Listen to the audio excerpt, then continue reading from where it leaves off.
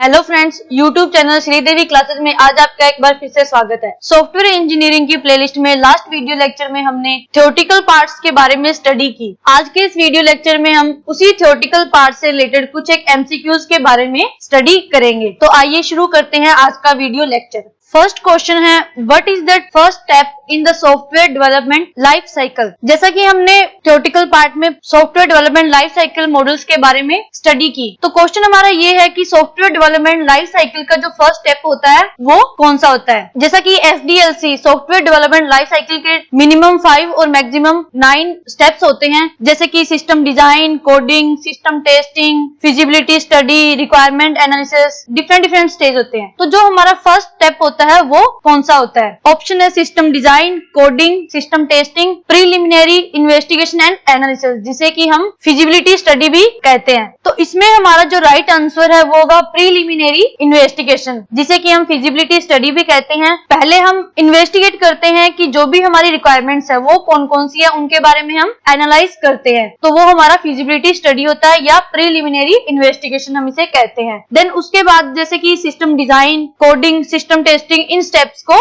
Cover किया जाता है। नेक्स्ट क्वेश्चन है, what does the study of an existing system refer to, कि जो भी हमारा सिस्टम होता है तो उसकी जो एग्जिस्टिंग स्टडी होती है वो हम किस में करते हैं। फर्स्ट ऑप्शन है details of DFD, then second feasibility study, system analysis, then last है सिस्टम प्लानिंग। तो जैसा कि हम जानते हैं कि जो भी हमारा DFD होता है उसमें हम क्या करते हैं कि डेटा के फ्लो के बारे में स्टडी करते हैं। फिजिबिलिटी स्टडी में हम क्या करते हैं कि हमें स्टार्टिंग में किन किन चीजों की रिक्वायरमेंट्स है, उसे कंप्लीट करने में हमें कितनी कॉस्ट लगेगी, जो भी हमारा काम है, जो भी हमने प्रोजेक्ट हमारा तैयार करना है, रेडी करना है, वो किस टाइप का होगा, वो उसकी टोटल कितनी बजट लग सकती है। तो इन सब की जो स्टडी होती है उसे हम फिजिबिलिटी स्टडी में काउंट करते हैं। देन जो भी हमारी सिस्टम प्लानिंग होती है, इसमें हम क्या करते हैं, सिस्टम की प्लानिंग करते हैं कि जो हमारा सिस्टम है वो किस टाइप का होना चाहिए। तो जो सिस्टम एनालिसिस है वो हमारा राइट आंसर है कि जो भी हमारा सिस्टम होता है उसकी जो एग्जिस्टिंग स्टडी होती है वो हम सिस्टम एनालिसिस के अंदर करते हैं, कि सिस्टम को एनालाइज करना। देन नेक्स्ट क्वेश्चन है, model selection is based on. हमने डिफरेंट टाइप्स के software development life cycle models के बारे में स्टडी की, जैसे कि spiral model, waterfall model, prototype model. तो हम मॉडल का सिलेक्शन किसके बेस पर करते हैं? तो ऑप्शन है requirements, development team and users, project type and associated risk and all of the above. Requirements को भी हम ध्यान में रखते हैं कि हमारी जो मेन रिक्वायरमेंट्स है वो कौन कौन सी है, और उसी के अकॉर्डिंग हम किसी एक मॉडल को सिलेक्ट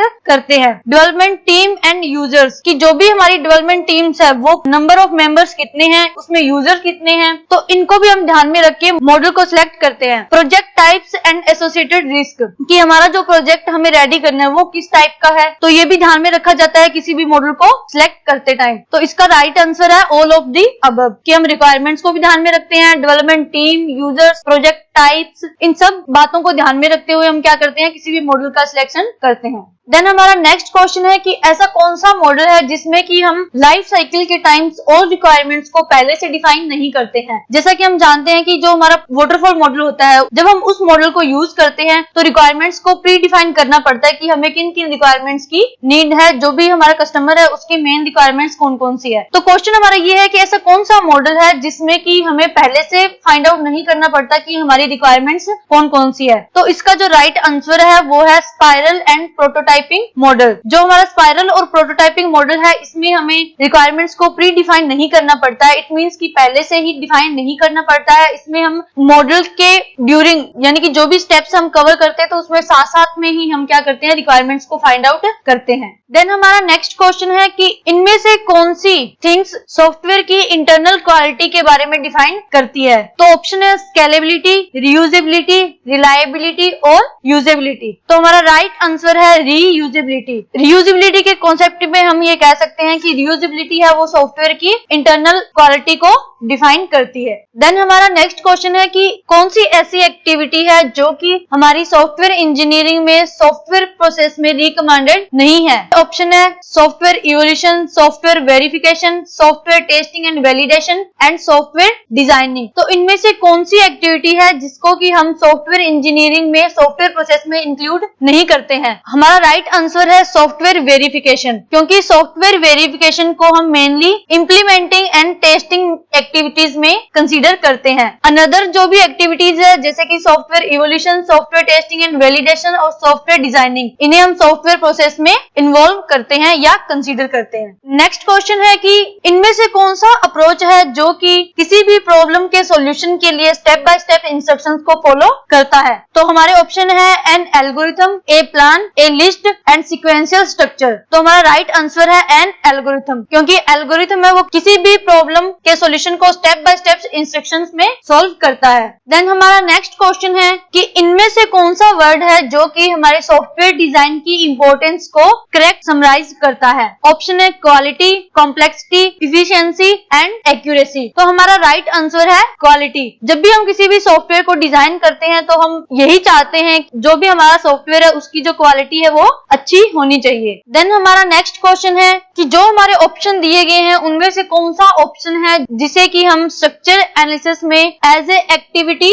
कंसीडर नहीं करते हैं। तो हमारा राइट आंसर है all the function represented in the DFD are map to a module structure, क्योंकि मॉड्यूल स्ट्रक्चर का यूज हम सॉफ्टवेयर के आर्किटेक्चर में करते हैं। तो हमारा राइट आंसर है सी। देन हमारा नेक्स्ट क्वेश्चन है कि डेटा फ्लो डायग्राम में हम डेटा स्टोर सिंबल्स के लिए हम इनमें से कौन से ऑप्शंस को सिग्निफाई कर सकते हैं। Logical file, physical file, data structure and all of the above. तो इसका जो राइट आंसर है वो ऑल ऑफ द अबव होगा, क्योंकि डेटा स्टोर सिंबल के लिए हम लॉजिकल फाइल, फिजिकल फाइल और डेटा स्ट्रक्चर इन तीनों का यूज कर सकते हैं, क्योंकि ये तीनों ही हमारे डेटा स्टोर के लिए यूज किए जाते हैं। लॉजिकल फाइल है वो एक डेटा स्ट्रक्चर होती है और फिजिकल फाइल्स है वो हमारी एक डिस्क हो सकती है। नेक्स्ट क्वेश्चन है कि दिए गए ऑप्शन में से हम किसको सॉफ्टवेयर प्रोडक्ट की इफिशिएंसी के लिए इंक्लूड नहीं करते हैं। ऑप्शन है रिस्पॉन्सिवनेस, लाइसेंसिंग, मेमोरी यूटिलाइजेशन और प्रोसेसिंग टाइम। तो हमारा राइट आंसर होगा लाइसेंसिंग, क्योंकि लाइसेंसिंग का यूज हम किसी भी सॉफ्टवेयर प्रोडक्ट की इफिशिएंसी के लिए इंक्लूड नहीं करते हैं।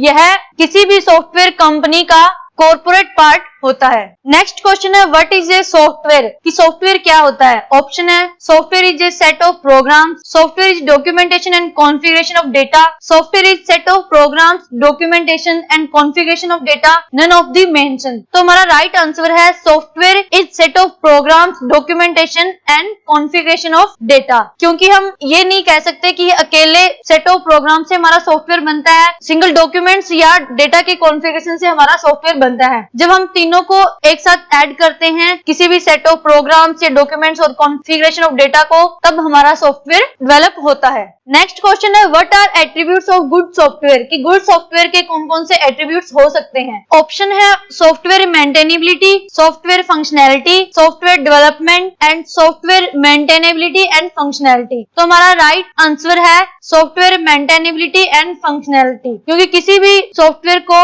डेवलप करते टाइम हम मेंटेनेबिलिटी और फंक्शनैलिटी को मेनली इंक्लूड करते हैं। जो भी हमारा गुड सॉफ्टवेयर होगा वो रिक्वायरमेंट्स, फंक्शनैलिटी और मेंटेनेबिलिटी के अकॉर्डिंग ही डिलीवर होना चाहिए। और इसमें सॉफ्टवेयर डेवलपमेंट गुड सॉफ्टवेयर के लिए एट्रीब्यूट्स नहीं है, बट ये एक फंडामेंटल है। नेक्स्ट क्वेश्चन है दी गई सॉफ्टवेयर इंजीनियरिंग एक्टिविटीज में से कौन सी एक्टिविटी है जो कि सॉफ्टवेयर प्रोसेस का पार्ट नहीं है। ऑप्शन है software dependency, software development, software validation and software specification. हमारा राइट आंसर है सॉफ्टवेयर डिपेंडेंसी, क्योंकि सॉफ्टवेयर डिपेंडेंसी है वो किसी भी सॉफ्टवेयर का एक एट्रीब्यूट है, ये किसी भी प्रोसेस के लिए इंजीनियरिंग एक्टिविटी नहीं है। देन हमारा लास्ट क्वेश्चन है कि ऐसा कौन सा मॉडल है जो कि चेंज के लिए सुटेबल नहीं है, जिसमें कि हम चेंज नहीं कर सकते। ऑप्शन है build and fix model, prototyping model, red model and waterfall model. तो हमारा राइट आंसर है वाटरफॉल मॉडल। जैसा कि हमने वाटरफॉल मॉडल के वीडियो लेक्चर में भी